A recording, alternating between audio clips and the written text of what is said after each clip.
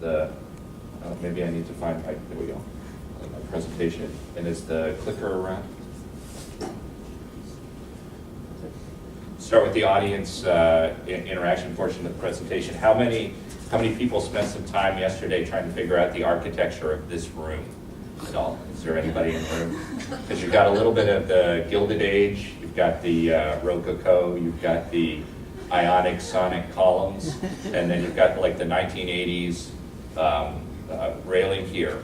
And I want you to work with me a little bit and think about the fact that if you pulled up the carpeting, this could be a roller derby place, which would be pretty good. So how many of you woke up this morning and decided the first thing you wanted to talk about was social media? Is there anybody else who was enthused about it? It's been about 24 hours since I've pinned on Pinterest. I don't know if any of you have started to be on Pinterest yet. About 48 hours since I've tweeted, so I'm kind of in withdrawal, so I'm excited to talk about the topic this morning. And what I want to do, just by background, is my company focuses on, OpenQ focuses on compliant collaboration between industry and outside professionals, and it takes many different dimensions. And so the concept of social and mobile are both topics that are very near and dear to our hearts. And so I'm going to talk about kind of the intersection of social and mobile, two big technology trends, and then how they come together and have implications for compliance. But before I do that, let me offer my disclaimers, which are a little bit more elaborate than some of the other disclaimers that folks will have today. First of all, I am not a former, current, or future lawyer. There are some presenters who are coming later today. Joe McMiniman, who was referenced yesterday by Marianne McMillan, which I thought was one of the better references when McMillan references McMiniman. You're going to get the kind of the legal background. So I'm not coming from that perspective. I'm also not coming from an MSL practitioner perspective. I haven't been out in the field. I've been a field salesperson, not in this industry, but I haven't been a field MSL, so that will influence, the perspective that I take. And like every company here today, I can't say that all of my perspectives represent the perspectives of OpenQ. What I can tell you is what I want to share with you today is the experience. The presentation is driven by the experience that we've had working with about 40 different MSL teams and focusing very specifically on areas of compliance. And when I'm talking about social, if you want to think about the social world as split into two components, you could think about the world of the microblogging and think Twitter, and then you could think about the world of community social. And we're really going to talk about the implications associated with community social, think Facebook, for the enterprise or for the extended enterprise. And that'll be the perspective that I take. I'm hoping that that this will be a useful interchange from an MSL perspective. I'm going to cover 4 major topics over the next 35 to 40 minutes. We're going to talk about why we need mobile and social, some of the real business impacts associated with it. The second thing that I'm going to do is take a kind of a sidebar into transparency because of the Physician Payment Sunshine Act and the implications that it has on social and mobile. Then we're going to, then I'm going to take a picture of, or give you a picture a little bit of some of the suggestions that we have for organizations that are thinking of embracing social and mobile. And we're going to do that based on survey data that we actually undertook over the last couple of months. So I'll share with you real KOL feedback from real KOLs. And then the last thing I want to do is talk about the compliance aspect, which is we'll provide a framework that you can use to think about what your initiative would look like. So the first thing that I want to do, and this may not work, but I'm going to try it, which is I'm going to try to hyperlink out to YouTube. And let's see if it goes.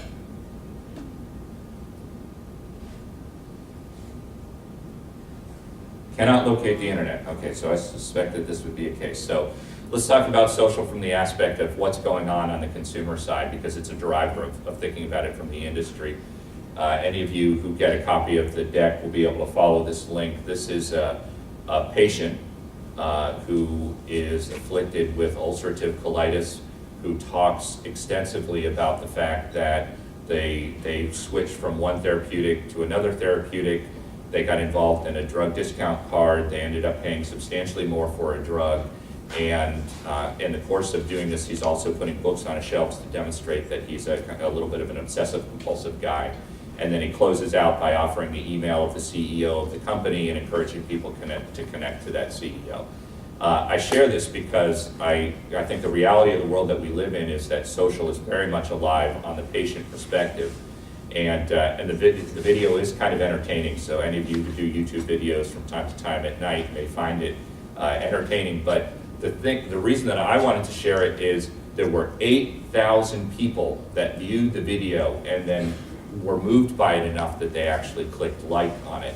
So the perspective is from a consumer perspective, our consumers, our patients have already gone social in a major way, and that the onus becomes one on industry to think about how can we meet them, so to speak, on that platform. So let's talk about what are the reasons that we need social within the life sciences industry, both the medical device as well as the life sciences. The first one is the one that I just referenced, which is your customers are already in the social realm. This is the way that they're looking to engage you. That's both the healthcare professionals as well as the patient. The second element is this social is nothing more than just another technology trend that the industry has to wrestle with. Just as the industry wrestled with email, for those of you who remember the early days of email, and I can say that I do remember that. Some of you who remember kind of the early days of the internet, and then the early days of thinking about television as a medium to communicate. So we've got to wrestle with it because it's a technology trend that's really becoming something that's inevitable out there.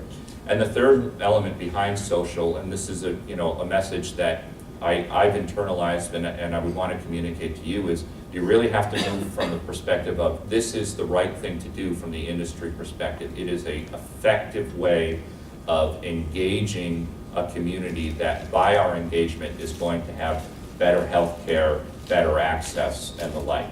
So let's talk about what's the right thing to do, and those of you who are social may recognize the what the bleep, which is one of the expressions you might use out there on Twitter. So for those of you who aren't a Twitter person, that's the explanation behind it. So what are some of the right things to do? What are the impacts that social can have when life sciences companies engage it?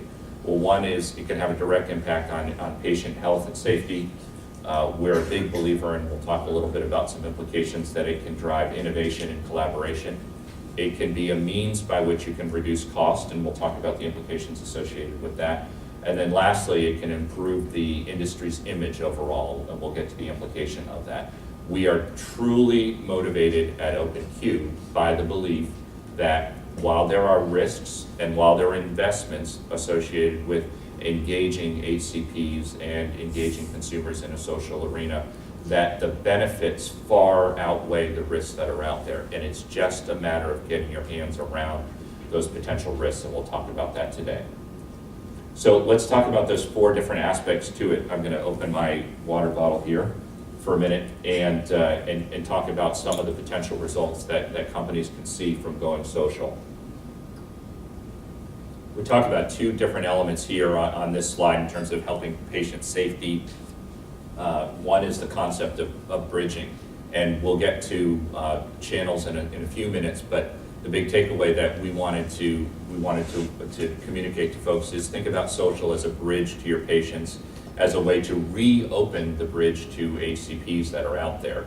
As an MSL, think about the fact that if you're trying to communicate with a KOL and your only access is via the phone or via email or via getting the rare kind of in-person interaction, and now you figure out a way that, can I bring that KOL into a community, like an investor community that my company has sponsored, I've got another avenue of engaging and communicating with them. The other aspect about health and safety is you see social in the kind of external social realm as being an area where a lot of advocacy groups are getting very active. And so a company that's involved in a chronic condition, which tends to be a magnet for advocacy, by their ability to engage those advocacy groups appropriately in a social realm, are going to, again, have greater access, greater ability to communicate. These are some of the examples of social, where social can truly have an impact on patient health and safety. You've got an example associated with counterfeit and in the Alzheimer's arena. So any of you who want to follow these links after the presentation, I would encourage you to do that. Now, the second component about it, and this I think is truly relevant to an MSL, is if you think about social as let's call it an access channel, as a communication means, we truly believe that one of the big industry benefits is by fostering collaboration and innovation. So if you, again, think about the ability that you'll have a new way to communicate to individuals, we're a big believer, again, that if you build a community and you put great minds in that community, you're going to create better access to them.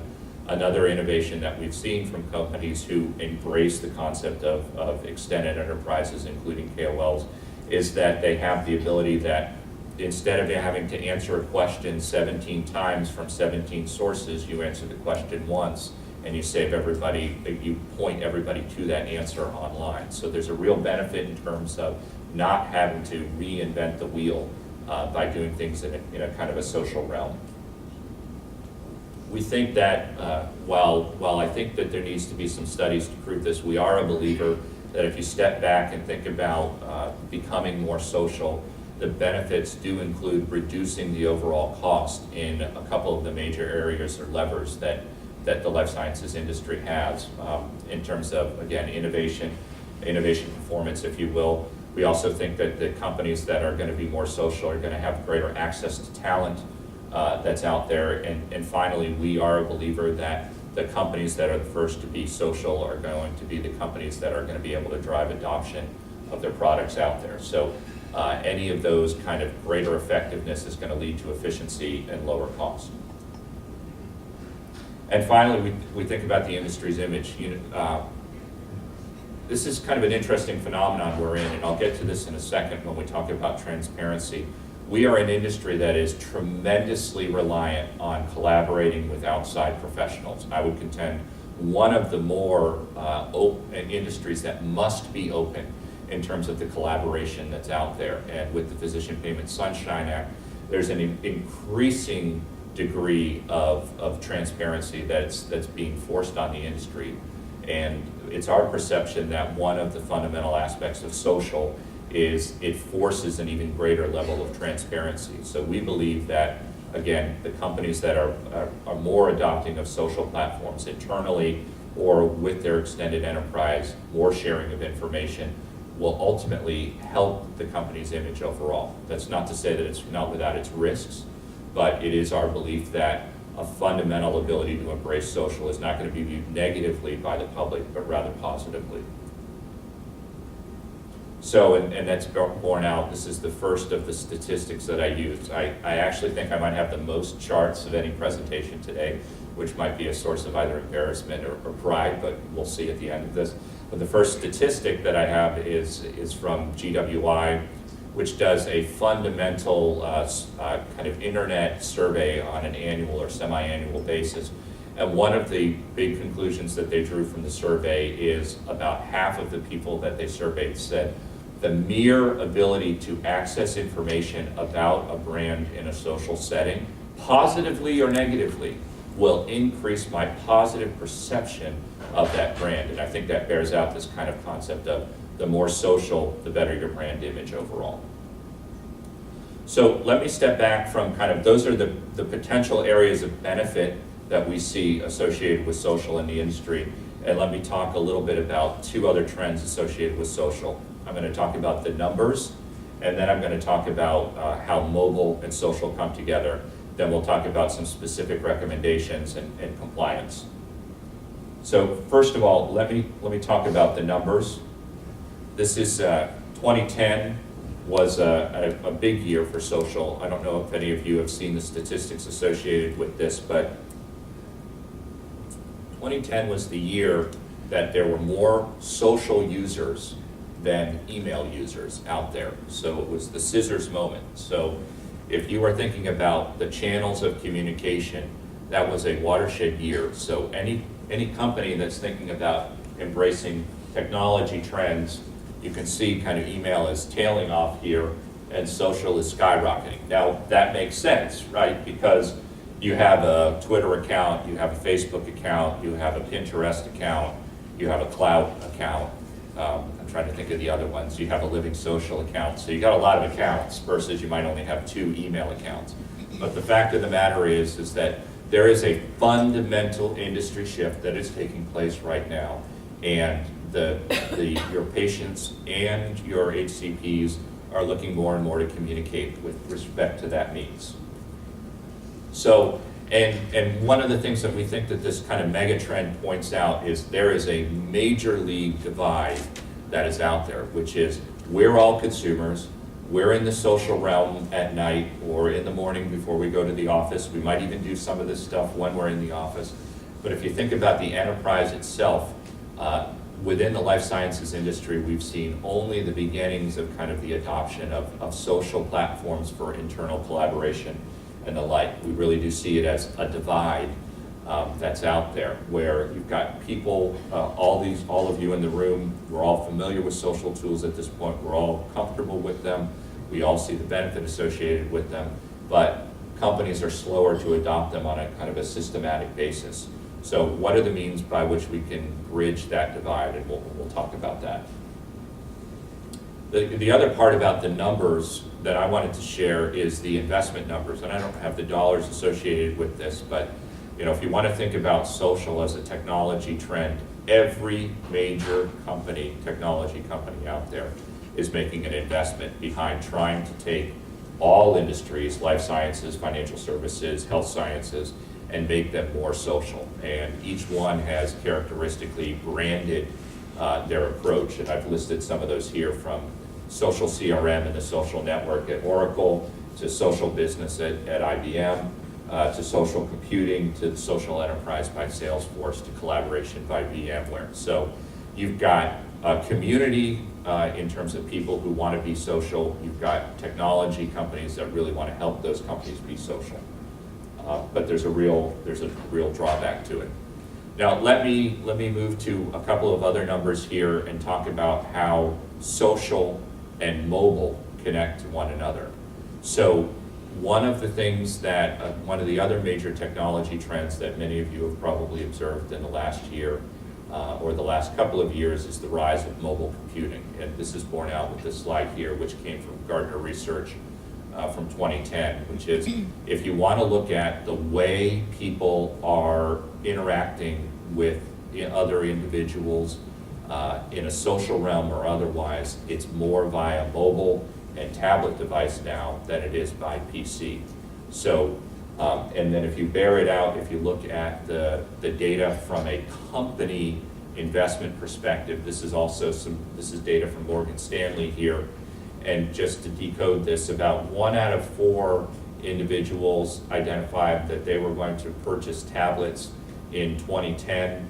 21% were purchased for the employees, about 8% said that they'd buy it by themselves. And you can see that kind of 1 out of 3 kind of phenomenon switches to 2 out of 3 in 2011 in terms of there's a major adoption of tablet technology at an industry by industry basis. So any company that is thinking about investing in social really needs to think about how do our social tools manifest themselves in a mobility arena. So when you think about social, so the big takeaway that we want you to have about this is when you think about going social, you have to think about going mobile at the same time. Now, let's talk about we've talked about kind of the need, we've talked about the potential benefit. Let's talk about kind of from the HCP perspective, and let me share with you a little bit more data associated with that. The first one is, this is some Manhattan research data. So if you want to get a sense of your HCPs, your KOLs' aptitude for interacting with technology, Manhattan did this survey and said about 4 out of 5 physicians said that they were looking to adopt mobility, and about 3 out of 4 said that they were interested in adopting social. So if you think about the concept of willing buyer, willing seller, from an HCP and from a KOL perspective, you can see that there's an aptitude on both sides. Now, we had an opportunity to, that was HCP data. We had an opportunity to conduct 2 surveys that we wanted to share with you some results today that bear that out. Relatively small samples, so I would view these as indicative information rather than hard, fast statistical information, but they are illustrative for it. And the first one is from a KOL perspective. We identified individuals, and our qualifying criteria was board subspecialty and at least 2 engaged relationships with industry as our identifier for KOL. So we didn't ask someone, are you a KOL? We tried to come up with a kind of a baseline objective criteria. And among the questions that we asked them were, what is your aptitude towards mobile? What are your aptitudes towards social? And we'll get to some of the social aspects in a minute. But when we asked them about mobility, 9 out of 10 said that they have a mobile device. So this kind of concept that KOLs, the more senior in the industry, maybe they're the older, maybe they're less inclined to embrace technology, not the case. Everybody's gone mobile at this point. So we asked them, well, how do you use that? And as you can see here, a fairly substantial portion of all of the KOLs that we profiled said we use it for patient care and we see it as a benefit for research. Now, then we asked them the question of how many of you use it to engage industry? And if you're gonna leave this presentation with one takeaway, I would ask that you think about this chart. And unfortunately, it's one of the least attractive charts that's probably out there, but the data is an interesting piece of data, which is while 80% said we use it for research, only 40% of the people that we surveyed, of those KOLs, said that we use our mobile device for engaging industry. And so we walked away from this and we said, okay, well, one of the big takeaways here is you've got a 60% that are probably willing and interested in engaging you in a mobile or social way, but aren't currently. So the companies that get there faster are going to be the companies that are going to take advantage of what we see as kind of an arbitrage opportunity in the marketplace. Let me take a sidebar into transparency because it has some implications for companies thinking about going social, and then we'll talk about some specific recommendations for social and mobility and compliance. In the transparency, again, going back to the survey that we did, we asked the KOLs what were the roles that they were engaged with industry in accomplishing, and you can see they range from areas like promotional speaker, to scientific speaker, to consultant, to investigator, to advisor and moderator. So I share this data with you to give you a sense of, we tried to get a pretty good spread in terms of the types of roles that individuals were collaborating with industry. And when we asked them, do you value that collaboration with industry, you can see we got pretty strong results in terms of positive attitude, in terms of I value the collaboration for my patient care because it's meaningful for my patient care, and I value the collaboration from the perspective of what the implications are from research. So if you want to think about kind of approval ratings, very strong kind of overall approval ratings from the KOLs in terms of collaboration with industry. That was the positive. Now, what we wanted to do in this survey and then another survey that we had with patients is we wanted to understand, okay, how does that positive relationship get impacted by transparency? And so I'll share some data with you about patient perspective, and then we'll go back to the KOL perspective and talk about the impact of transparency. When you talk to the patient, and we did a survey of recent US consumers of healthcare, and when we asked them the question of were they aware of the concept of the Physician Payment Sunshine Act and the implications of the fact that they would be able to see whether or not their doctor had received payments from industry, about 6 out of 10 had an awareness associated with that. So a relatively high individual patient awareness. Then we asked the question specifically about how would you feel about your doctor, what's your approval, if you will, of your doctor receiving payments from industry. And what we saw was when you're talking about, let's call it nominal levels of payments, you paid for a dinner or something like that, it's a relatively high level of approval associated with that.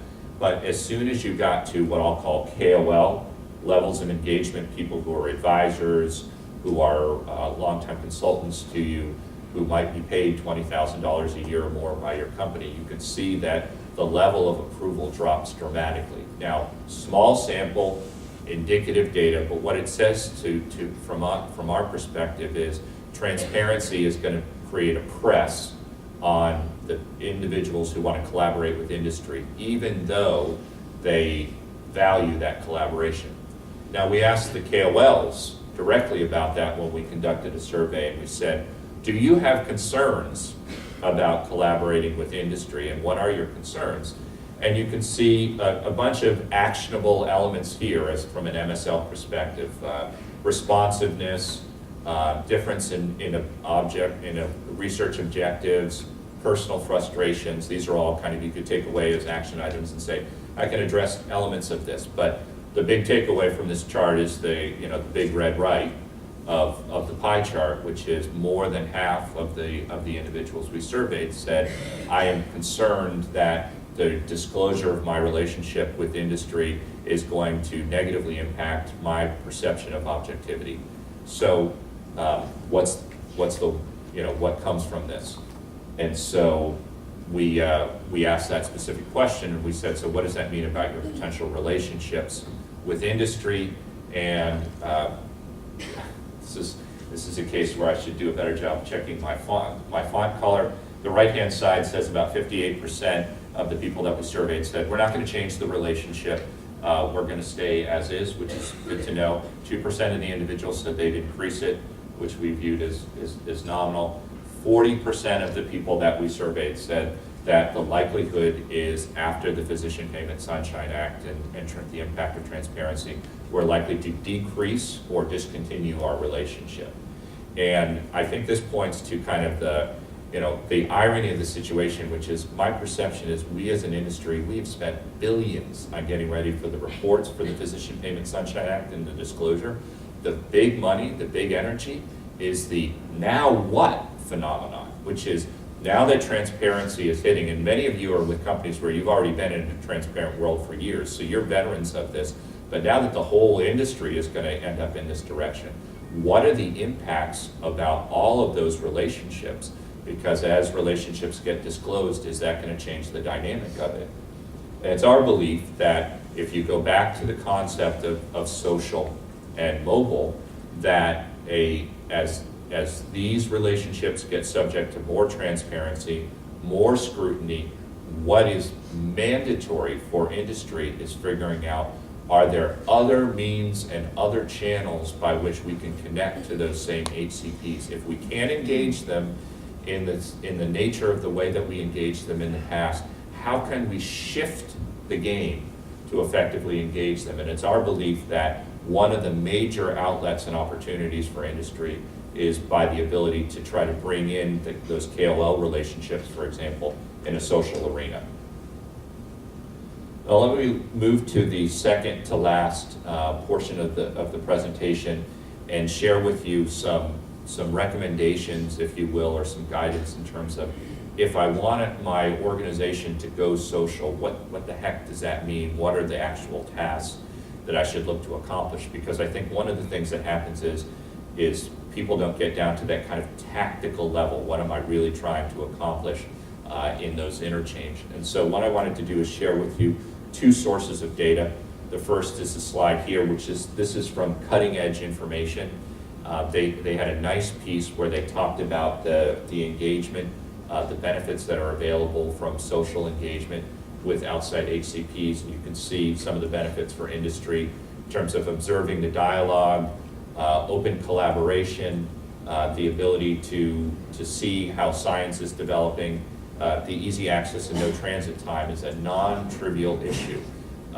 We're aware of the fact that at least one company in industry has created some investigator communities where the investigators are interacting directly with the company and are seeing the ability to just that kind of the reducing of transit time shrinks the clinical cycle, which can have tremendous benefit for organizations. So if you talk to, when Cutting Edge talked to industry and when they talked to the HCPs, they saw a number of kind of benefits that were out there. Now, What we did is, when we talked to the KOLs, as part of our survey, we asked them a number of questions that said, if you're going to engage industry in a mobile setting, or if you're going to engage industry via social, what are the tactical day-to-day activities that you would like to see being able to accomplish? And you could almost think of this as kind of the KOL wish list for social and mobile, and I'll go through each of these relatively quickly. There's about 13 of them. So the number one is really tactical, which is I want the ability to have a site where people post my meetings and agendas and the meeting notes afterwards, and I can get kind of instantaneous access associated with it. The number two was something that was more collaborative, where they want the ability to have a community where they can submit questions back and forth to a peer and receive a response. And we didn't ask whether industry was a sponsor of the community would have an impact on that, but what we did see is there's definitely an interest that HCPs, that KOLs in this case are saying, if I have a community, I want the ability to go sideways, if you will. I don't want to always just communicate directly with the company. Another aspect was, can I enhance my access to research and peer-reviewed information, search through it and download. So if you think about that concept of social being a community and a repository of content. Then they talked about the ability to have a private dialogue as a priority. This gets to an issue we'll talk about in a few minutes, which is the compliance aspect. And moving down to number 5, and I'm doing my top, I'm clearly not David Letterman here. I think I've demonstrated that today already, but I'm calling it in the wrong order here.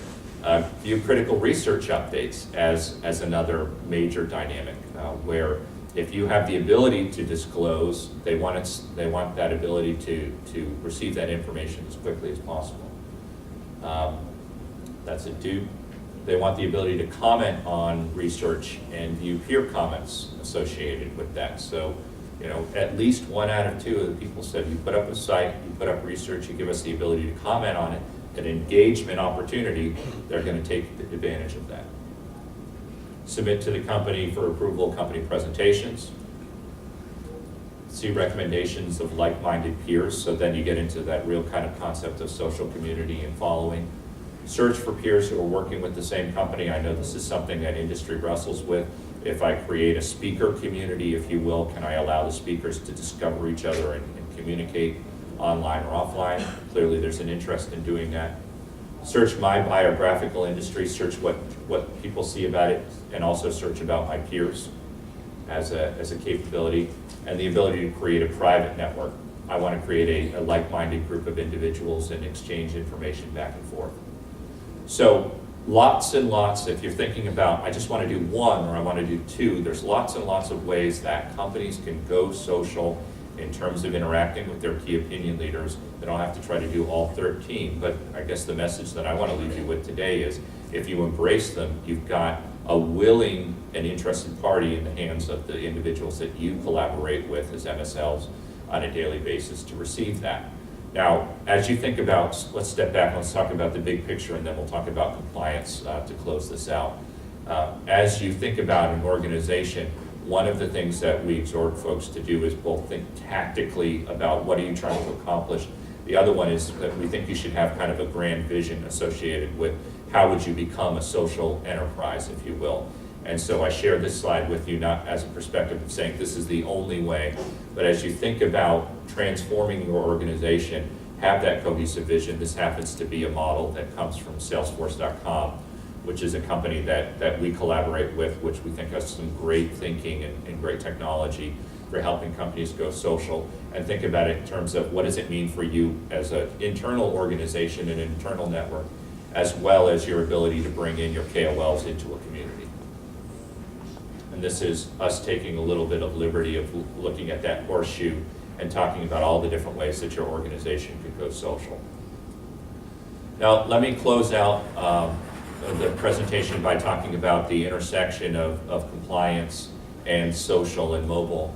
And let's do that first by reminding you, first of all, let's keep the eyes on the prize, which is, again, Any company that decides to become more social really needs to think about it from the perspective of, we are trying to do something that is better for our company, better for the HCPs that we work with, better for the patient community in the end. Better engagement is a long-term benefit for all parties involved.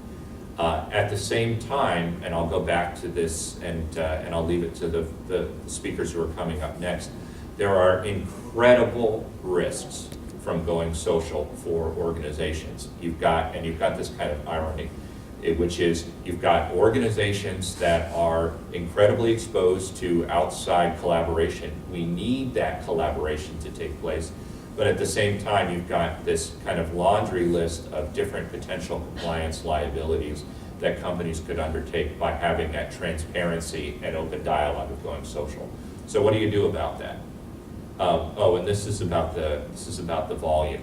If you want to think about social volumes, this is the broad volume of all consumers out there. But if you want to think about kind of just posting volume, based on the dialogue and discussions that we've had today, if you put in a social platform, you can expect 1 to 3 posts per day, per employee, per project. So if your company has 10,000 employees, multiply that by 3 by the number of projects. That's the volume of data every day that gets posted up that you have to figure out a way to actually look through or monitor from a compliance perspective. So you got a big volume problem, and we'll get to that in a minute. So if you're preparing, this is my gratuitous movie reference, if you're preparing for the waves, you need to make sure that you don't have a leaky boat. So my last component here is, let's talk about 4 aspects of enforcing compliance associated with social and mobile. And like every good presentation, I believe you have to have at least one acronym in it. So the acronym here is PACE: Plan, Access, Control, and Ensure. So those are the different components to it. We've talked about plan already, but the concept is, before you get started, you really have to have your hands around the policies and procedures and the like. We'll go to that in a second. Second component is you have to have a concept of access. Who gets access to the community and under what circumstances? The third is you have to have a picture and a sense of control, and I'll explain what I mean by content control. And the last is you have to have an ability to ensure the monitoring of the dialogue. Let's go through them really quickly. So when we think about planning, the big component we think about is, this is just like all the other compliance elements that we deal with within industry. You want to think about the 5 best practices that the OIG recommends in terms of comprehensive compliance programs. You want to have a planning, you want to have a training infrastructure in place, you want to have the policies. We recommend you want to have some kind of general statement about social.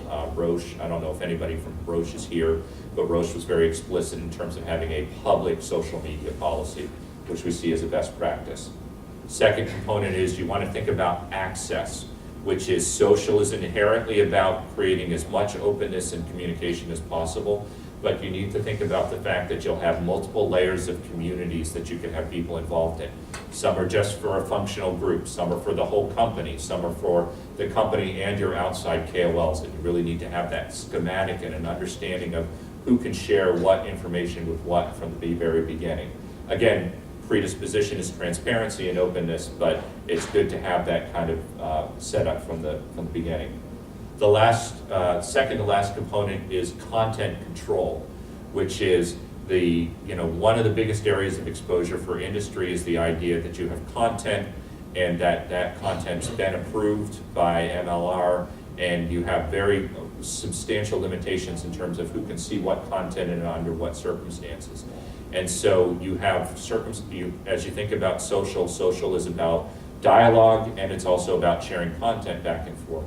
So any organization that's thinking about social should think about, what can I do to lock or control that content, or remove the ability to update or post content in general in my social community, because that might serve the best interests of my organization. And then the last element is there's a lot of dialogue that takes place in a social realm. Again, I've given you a sense of, in a company of 10,000 people, you might talk about 1 million posts in a single day if you've got people who are really active on projects. And as an organization, This is the free text world. It's kind of like we're back to the future. We had free text, then we tried to get rid of it. Now any company that's going social is going to be in the free text arena again. And you've got an incredible amount of responsibility to monitor that information from the perspective of general kind of liability as well as industry-specific liability and adverse events. And what you have to do as you think about going social is, can you ensure from the very beginning that you have a monitoring scheme in place so that you're looking through the postings and the information and isolating the areas of potential risks that are out there. So we're saying we're not in a scenario right now where we can keep this from happening. It's more about how can you prepare and monitor it appropriately so you can gain the benefits of going social and mitigate those risks at the same time. And with that, I want to say very much thank you to everyone for the opportunity to be here today. I encourage you to think hard about how you can contribute to social, and I'm happy to answer questions afterwards.